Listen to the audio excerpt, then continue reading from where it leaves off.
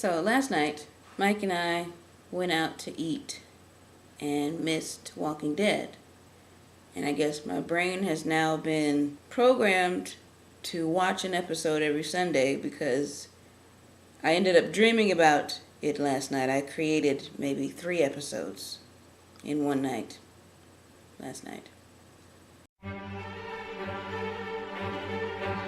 Michonne and Rick were together. They were in a house together, I guess raiding it, looking for food, when they heard a large group of people coming down the street. So they hid upstairs and looked out the window to see who it was, and they saw Merle from the last season was alive again and running this militia, I guess. I can't remember if they had a tank. Maybe it was like a Humvee or something like that. They were like, we gotta get this guy. We hate Merle.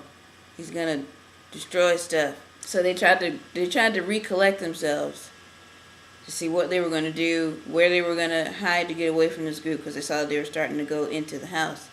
They wanted to get rid of Merle. They wanted to avoid the group. So they were over there trying to shoot at Merle, but they couldn't actually see him anymore. But then Rick goes into one of the bedrooms, and on the windowsill, he can see the sign. It's something like, I'm over here, or this way, or something like that. He looks through the window to the other house, and Merle is there. Like, how in the world did he just see them and set himself upstairs, get the sheet of paper over there without them noticing any of that? So they're like, oh, crap, we gotta get him. So Michonne takes a semi-automatic pistol or something and tries to shoot at the messenger that's downstairs in the backyard out there. And she's shooting it like it's a kill shot, and she is failing. Apparently that is why Michonne uses a katana, because she has horrible aim.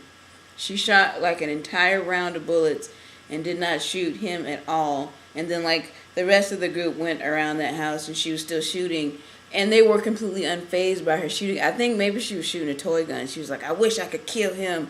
I'm going to pretend to shoot him with this toy gun. I don't know. After all that commotion, now they're in the actual house upstairs. And I zoom into the thing. We'll pretend I'm Carl, because I wouldn't do what I'm about to do in a zombie apocalypse, pretty sure. So I'm in the bathroom next to the bedroom that they're in. They're all moving in to trap Rick and Michonne. And I have like this butcher knife or something like that in my hand. And I'm like, once everybody gets in there, I'm going to just stab the next person in the head so that we can escape. But then the last couple of guys actually have walkers on a leash. So that jars me a bit, because they see me, so now they know that I'm in there, in this bathroom or closet, whatever it was. So I'm like, well, screw that idea. And it kind of phases out. I don't know what happens there. It's cutscene. Okay, so in the next one, we're following this dude that's by himself. A slightly overweight, burly dude is by himself. He's like a paraplegic or something. He has no legs, but he is walking down the road. My brain doesn't have to explain that to you. So he's walking down the road with no legs. He's getting sort of depressed about being alone in the zombie apocalypse. He's not sure if he should try to keep going, without his wheelchair, because he's not really walking. Maybe he's walking on his arms. I don't have to explain that to you. It's happening in the dream, and it exists. That's that. But he comes across Carol.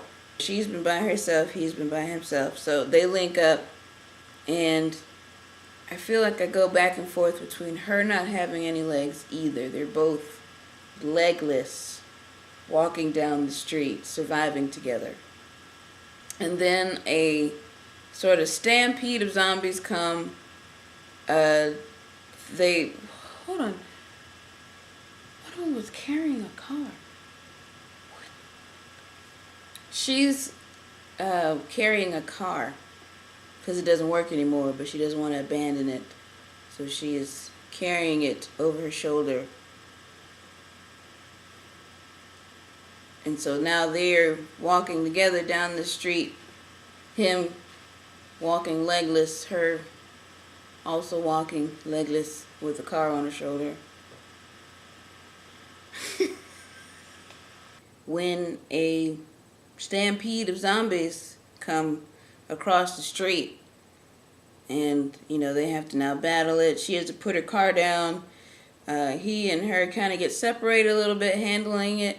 He ends up getting bit, and this entire time there's no talking whatsoever. It's like a silent movie or something, silent montage. Once the stampede is over and done with, it's all settled down. He's now laying on his back on the opposite side of the car, so she can't see him. They can't see each other. And she says something to him. Are you hurt? Yeah. Are you about to die? Yes, I am. But that's not what they said. It's like, yeah, or something like that. I don't know. It was weird. And he did the same thing back. Yeah.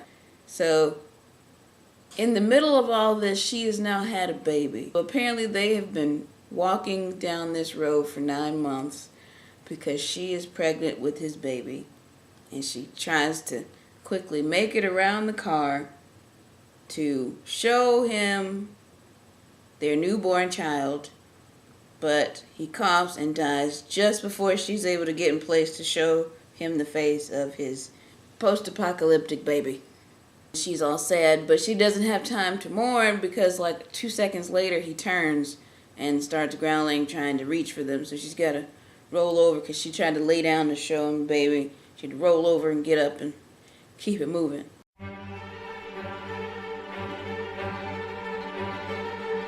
There's a community of people, I guess it's somewhat like Woodbury or something. It's kind of shut off from the whole zombie apocalypse. They've started over.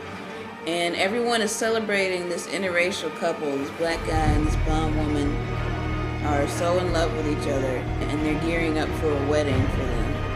Coming up on the community to see how happy they are. We're going through these zombies who, for some reason, aren't attacking the area. Like, they're just standing there dumbfounded, like there isn't a bunch of meat, 100 yards away or so, maybe less than that. But then, while they're actually trying to hold the celebration, I guess maybe all the commotion or something actually does stir the zombies up, so they start coming toward the community, which isn't even gated, really. I don't even know how it's protected. It looks so pretty. Maybe they have some sort of force field now. There's force fields in Walking Dead now. She's in this pretty white dress. He's in a black tuxedo. And a zombie walks right up to them and almost bites the guy. Almost ruins the white dress. So they have to cancel it, relocate, and all of this. They're loading up the community by the bus loads. I'm back in it now. I get on one of these charter buses. They're nice. They're not school buses. It's a charter bus because this is a rich community, apparently. But then I realize I have to pee really badly, and we're probably not going to make it to the next location before I get to pee. It's a charter bus with no bathroom. Okay, it's a mixture between a school bus and a charter bus in my mind. Whatever. I jump off the bus and find a nice bathroom. There's still other people in there, so I think I'm cool. They're not going to leave us. I told them not to leave me, so they're not going to leave me, gosh darn it. Use the bathroom, and don't worry, I didn't use the bathroom in real life, although I did have to go. I didn't go. I'm beyond that now, okay? We run out of the bathroom. Zombies are all over the place, so we've got to either dodge them or whack them upside the head. And I can't seem to get outside in time. I feel like the buses are pulling off now, and there's 3 of us trying to get over there, and in the middle of that, I end up waking up. I don't think I made it.